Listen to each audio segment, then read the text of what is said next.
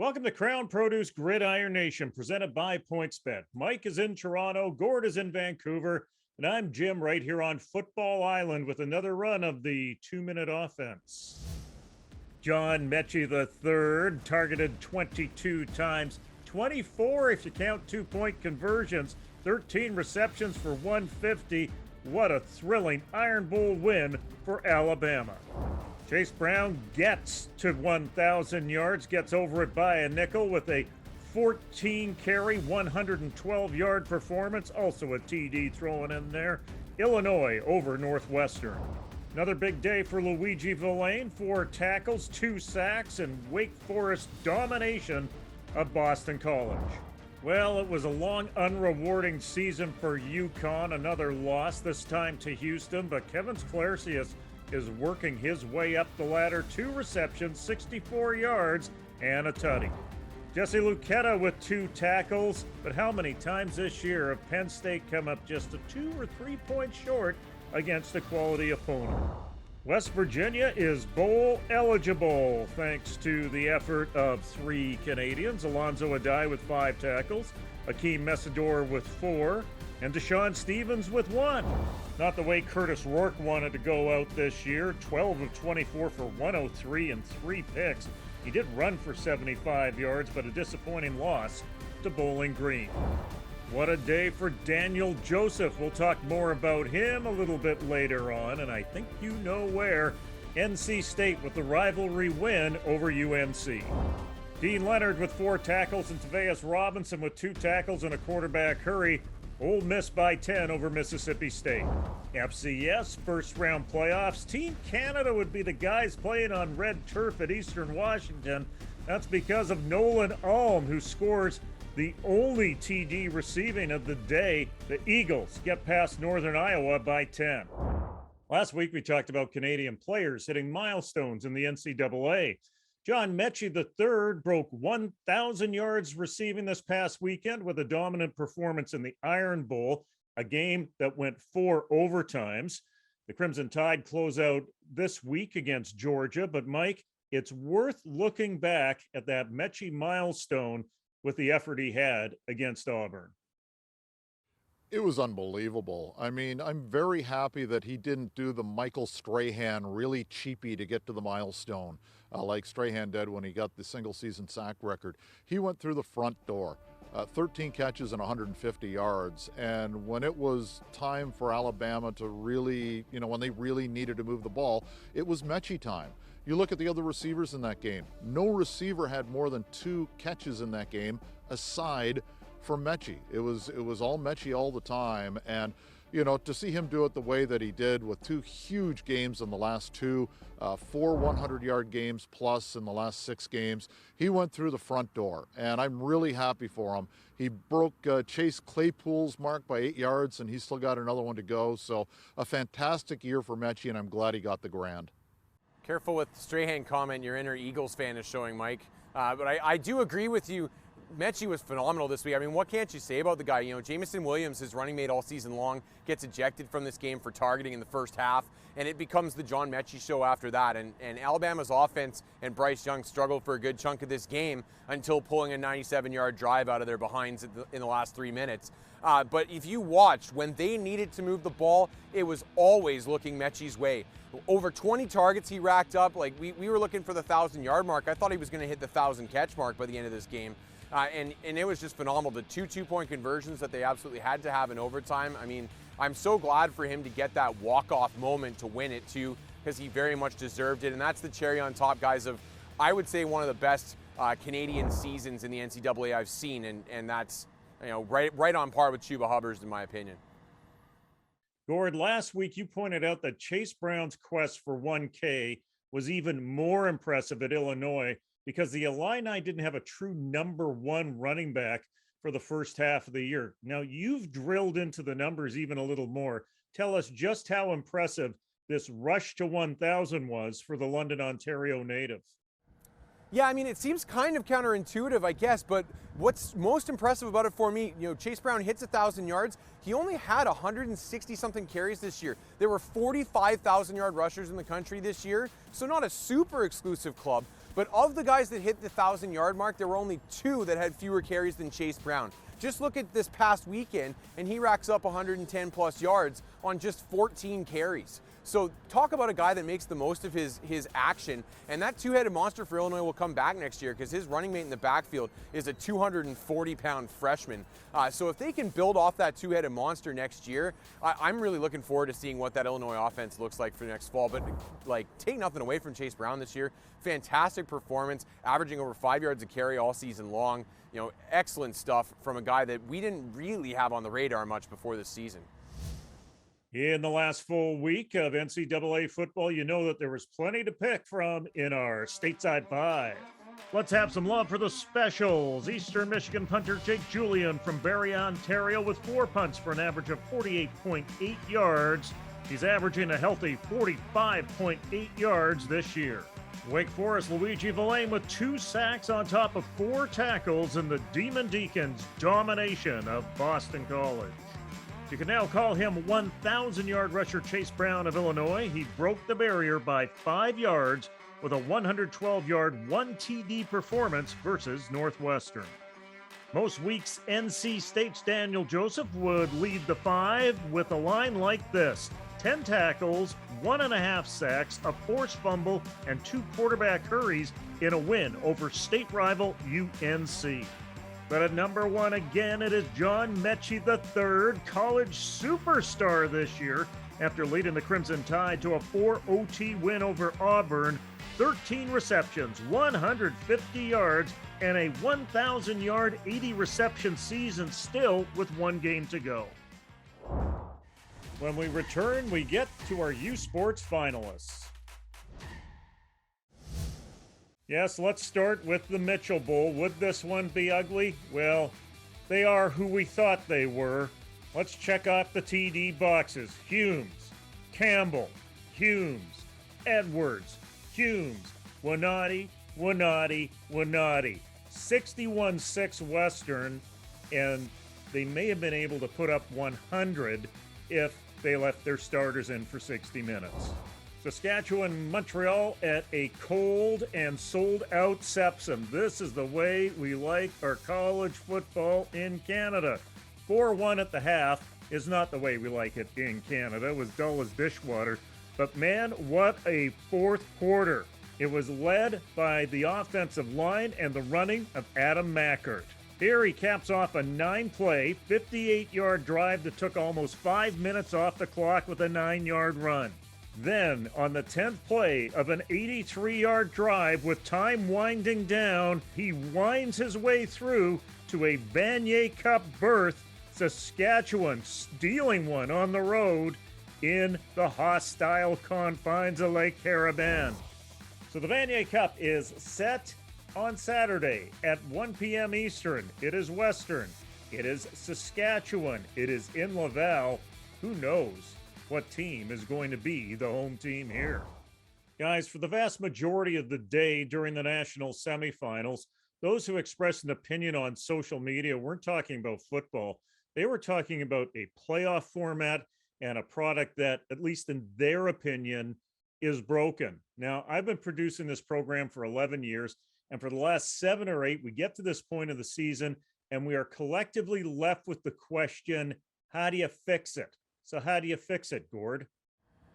I do have a solution, but I think one of the things working in USPORTS' favor for this, again, counterintuitively a little bit, is that they get so little exposure that we kind of get outraged about this result once every year for 1 weekend, 1 day even, really.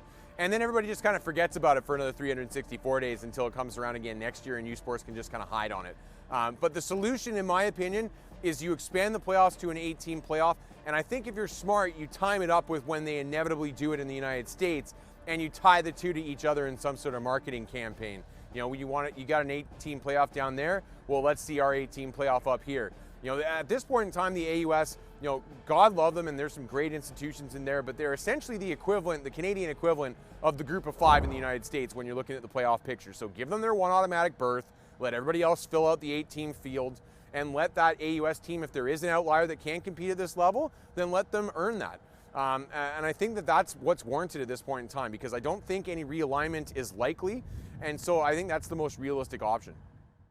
Yeah, I agree 100%. And, you know, I think the easiest thing to do would be combine Quebec and AU, and I don't think there's any interest to do that. So it does have to become a two-tier playoff in terms of a second round, and the 8 teams would work. You know, now we can get into the seeding, but I think the seeding is an easier problem to deal with than is seeing these teams come out and get their rear ends handed to them in the semifinals every year. Put it this way, last 4 games, cumulative score is 243-9. 243-9. AUS teams have lost the last 4, and in the one before that they gave up 50. 61-2 games are not really entertaining. You know, it's not a pretty sight right now, and USPORTS must be happy with the product they're getting because they're doing absolutely nothing to change it. We had a fourth quarter in Montreal that saved us from rock fight Saturday, and as a result, that comeback by the Saskatchewan Huskies gave us a rematch, the 1994 game. Now, the format gave the Huskies the tougher path. What will they have in the tank against a Western team who really hasn't faced a quality test in weeks? There's a big question, right? I mean, does Saskatchewan have enough left in the tank? They just had a really physical game against Montreal, and you know, you can look at this and say they're battle tested. They've had playoff games essentially since the last week of the regular season, when they had an opportunity to essentially knock Calgary out of the playoffs, and did. Playoff game since, a really, really physical game against Montreal on Saturday. So moving forward, the question is there enough gas left in the tank? Western had almost a bye. They could take out their starters whenever they wanted to.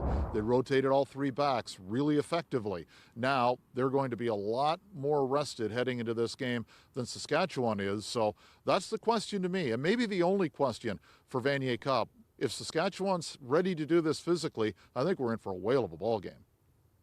Yeah, I mean, I guess it depends on whether you buy into the iron sharpens iron philosophy, but Saskatchewan certainly is pretty much at the top of their game right now and firing on all cylinders. And the nice draw for Saskatchewan is because their semifinal was in Montreal, they basically just get to stay in Quebec this week, move over to Quebec City a few hours down the road, and save themselves the big trip back and forth. So I'm going to guess that helps a little bit. But I think on the Western side, you know, Mike, you kind of alluded to it, but I think at this point, you may be more worried about some rust setting in. You know, they haven't really had to be on top of their game since, I don't know, maybe the Waterloo game. I mean, let's be honest, and I don't want to take anything away from that Queen squad, but the way that they came out and played in the first half of that game, they didn't require Western to be at their best. And let's take nothing away from the St. FX squad. They had a great conference season, but they clearly didn't require Western to be at their best either. So it's tough to just find a next level when you haven't had to be there recently. And that's going to be Western's biggest challenge. And I guess you could say it's themselves.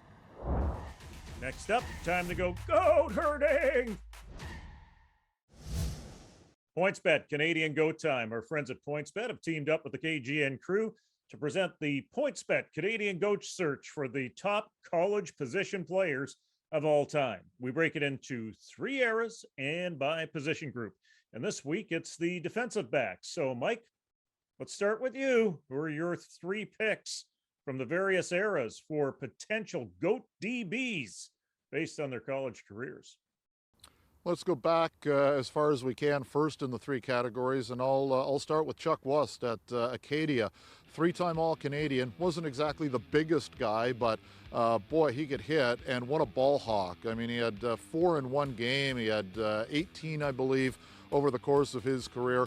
3-time All-Canadians don't grow on trees at that position, and Wust was one of those.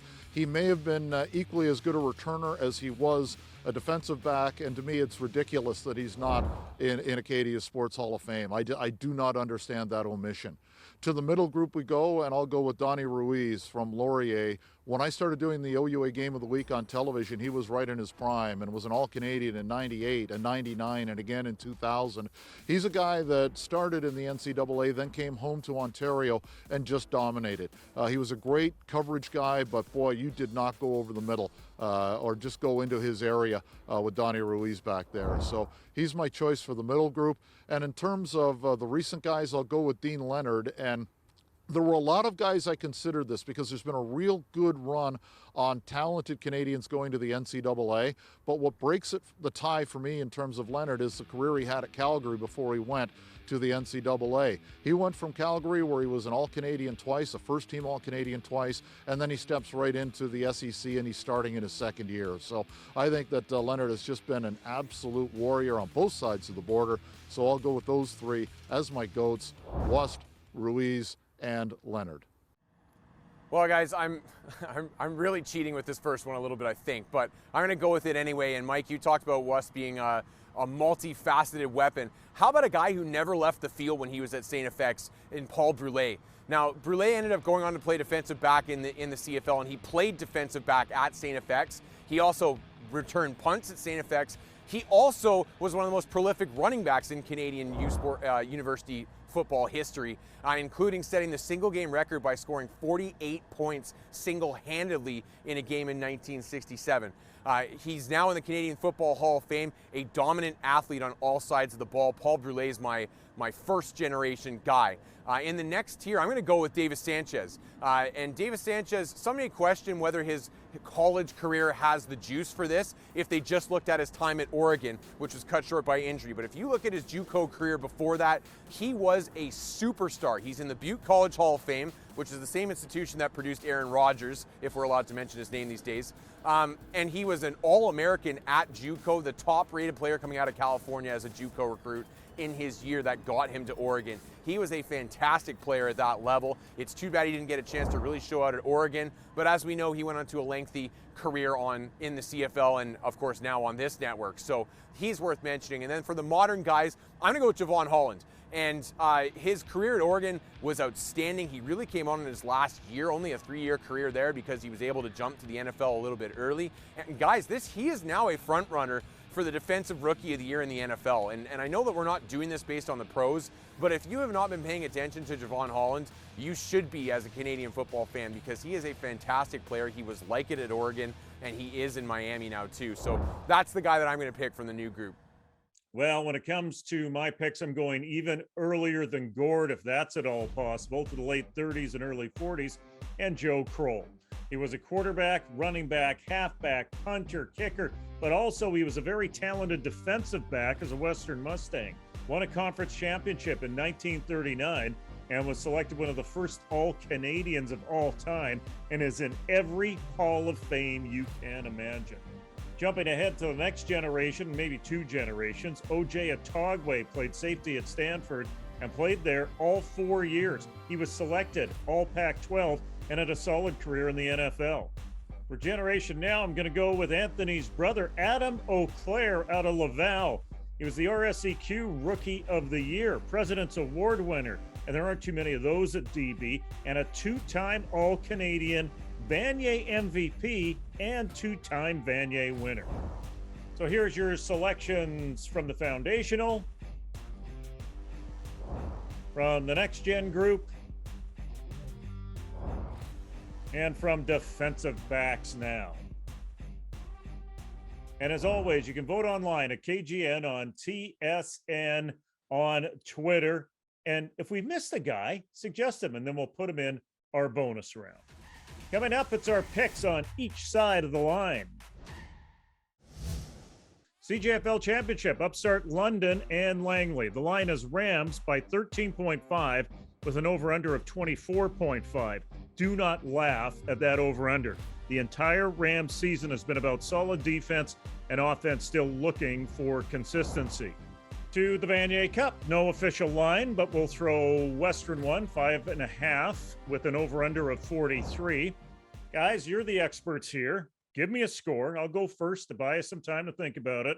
Western 34, Saskatchewan 18, less mileage in the trenches for the Mustangs with some turnover points likely surrendered in the fourth when the Huskies press. What do you got, Mike?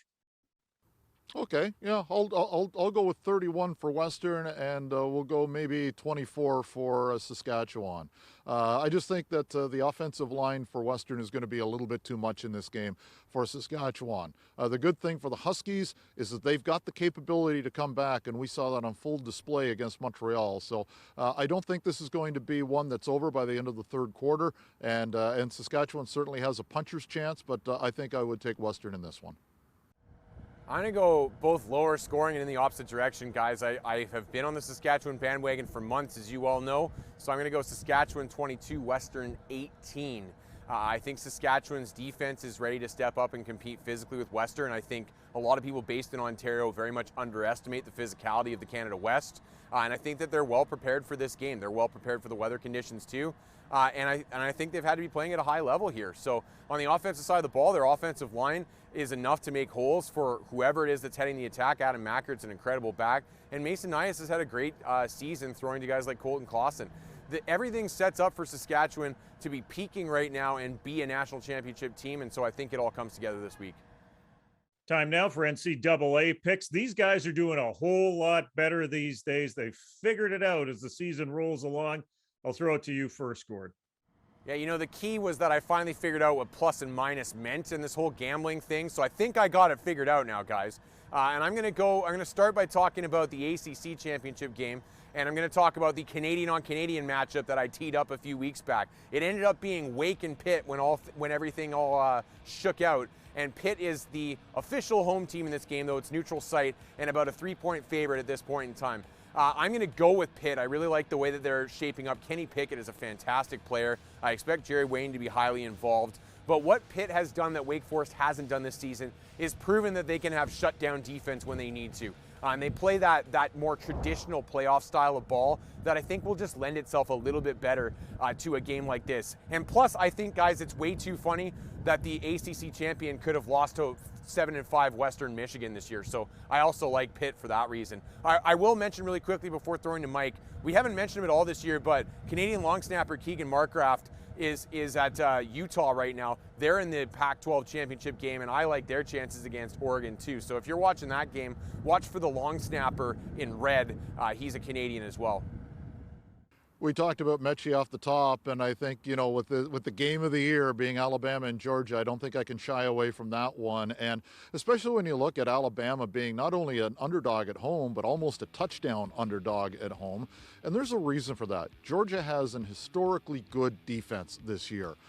They've played 12 games. They've had 3 shutouts, and in 8 of the 12 games, they've held their opponent to single digits. And we saw that after the expulsion in the Alabama game, that it became really John Metchie centric, and I don't think that you can be that one-dimensional against Georgia. In fact, I know you can't be that one-dimensional against Georgia. They're going to shut you down, and I think they're going to do that against Alabama. And the one thing that's really been overlooked to a degree because of how good the defense has been good is how good the Bulldogs offense has been. So this sets up for a Georgia win, and I'm very, very comfortable giving up just 1 touchdown.